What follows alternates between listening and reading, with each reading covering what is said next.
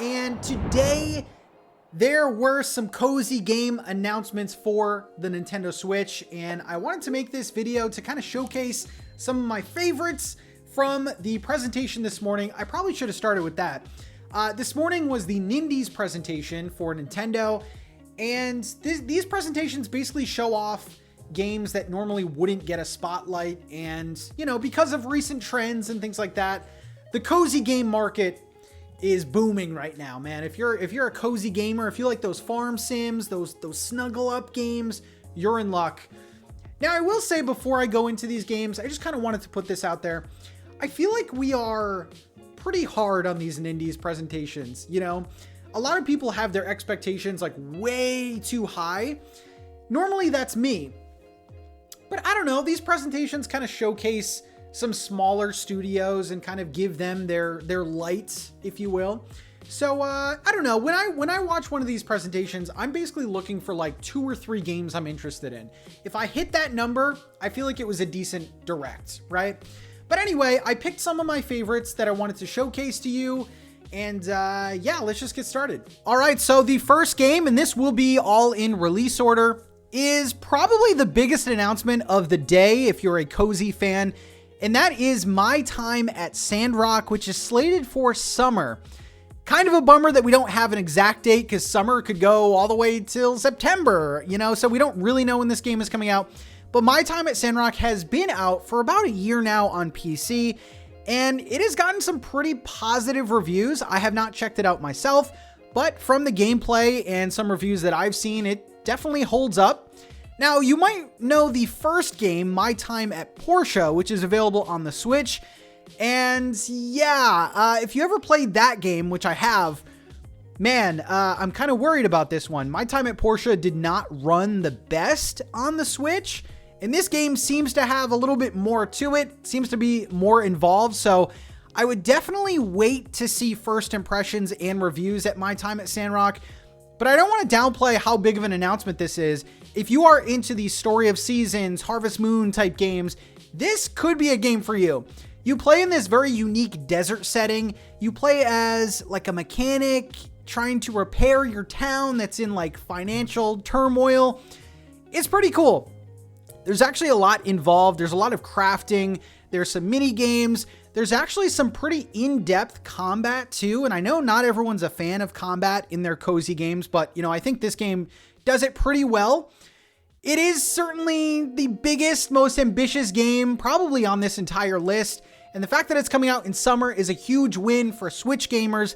But again, judging by the first game, I would maybe hold off a little bit just because of, like I said before, the performance issues of the first game. I'm super excited though. If you can't wait, it is already available on PC, but it's coming to Switch this summer. Next up, and I gotta be honest, this is probably my most anticipated game on the list, is OxenFree 2, which releases July 12th on the Nintendo Switch. This, of course, is a follow-up to the first OxenFree, which I gotta say was one of my biggest surprises. I'm normally not a visual novel type gamer, like it's just not my pacing, not my type of game. But the first OxenFree blew me away. Again, it's a visual novel. It has a very sci-fi Stranger Things storyline to it. Has some paranormal elements, which I definitely love. And this game is usually cheap on the eShop, the first game I'm talking about. So if you want to kind of dive in and kind of get up to speed story-wise, the first OxenFree is definitely a good choice. But OxenFree 2, we need to talk about this. It looks like more of the same, which is not a bad thing. Has some new gameplay mechanics. There was a mechanic in the first game where you kind of had to channel through radio frequencies to connect to the paranormal. Looks like it's doing that again, but it also is using walkie-talkies to kind of communicate with people. So that is interesting. I am so excited for this game. July 12th. It's so great to have a definitive release date. This should definitely be on your list. The next game, which is coming out, all they say is August, is a game that they kind of glossed over in the montage at the end. And that is a game called Paper Trail. Now, I did play this game. I played an extended demo of this at PAX East recently. And man, this is a huge surprise. I feel like this is such a unique game. So basically, it is a puzzle game where you can kind of manipulate the level by folding the level sort of like paper, like origami type. It's a weird concept, but it's very unique and I do like it. Paper Trail comes out in August, and this could be, you know, your chill before bed type of game. That's kind of what I'm gonna use it for. But yeah, it's cool to see this game pop up again and a release date. Speaking of games that are popping up again, in September the 26th, Monacos Night Market releases on the Nintendo Switch. We did see this game before in another indie presentation, I'm pretty sure. But this game has been on my radar and should be on yours too. It looks like a very cute sort of town relationship building sim, but the shtick here is that once a week, this town has a night market, which you can sell goods and things like that. Looks like there's some basic farming and gathering, which I think a lot of you will enjoy. I really love the vibe of this game. I like the lighting and art style. Kind of reminds me of Night in the Woods for the Switch, if you've played that. This is another game that I definitely want to check out. It's kind of a bummer that it's releasing all the way in September, the end of September at that. But you know what? I think it's a game worth waiting for. And finally, the last game announcement that we've seen coming out all the way in October. I hate when they do this. But PlateUp is coming out on the Switch, which is very, very, very exciting. I know a lot of people are into these games. I'm kind of indifferent on these. They make me very angry and frustrated. This is kind of like your Overcooked. If you've ever played Overcooked or like Diner Dash or something like that. Basically, you and a friend, you know, you can run your restaurant and it's all about time management and things like that. Don't play it with your friends. Listen, if you want to keep those friendships, keep those bonds, do not play PlateUp with anyone. But this is an exciting announcement for the Switch. I feel like whenever these popular sort of party games come to the Switch, it's definitely a better fit on the Nintendo console. And yeah, you know what? I don't really have too much to say about PlateUp, but it does release later this year if you were looking forward to it. So yeah, overall, not too bad. There are some games that are coming out soon-ish. But my one problem with this presentation is that a lot of the games were like way into the future. There were a couple that were coming out like next year. And I feel like games that are as small as this, like these smaller indie games, are we really going to remember them in like a year, right? So I don't know. That was my only complaint. But there was more shown at this presentation. So not only do we have these new games that I just talked about, we also have updates to cozy games that are already out. So Pat, start talking about those. On to the DLC news. And first up, we have a huge update to an already amazing game. And that is the Cult of the Lamb update that is coming out this month on the 24th.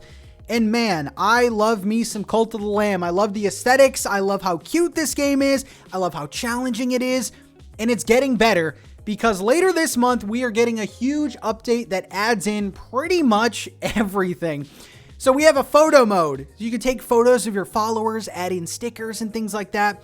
There's new bosses, new weapons, new powers. There's a boss rush mode, new quests, new everything. If you like this game, you're getting more of what you love, basically. And the fact that it comes out this month is definitely a bonus. Next up is a DLC for a game that I really enjoy. I don't really hear a lot of people talking about this one, but Shovel Knight Pocket Dungeon, which is one of my favorite puzzle games on the Switch, is getting a pretty nice update coming. They just say spring. They don't give us a definitive date there, but it is adding 2 new playable characters. It's adding new quests, like a new quest line, new items, new power-ups. They're adding in like cosmetic hats, which could change the outcome of your runs. It's like a roguelike puzzle game. It's very good. I definitely suggest playing it. But this is a cool free update, free DLC coming this spring. And finally, we have a paid DLC for a game called A Little to the Left. This is a game where you kind of like arrange different items and fit them perfectly. It's a puzzle game, basically. Now, I actually did play a little bit of this game, and I wasn't too won over. But I know a lot of people like these sort of relaxing organization type games.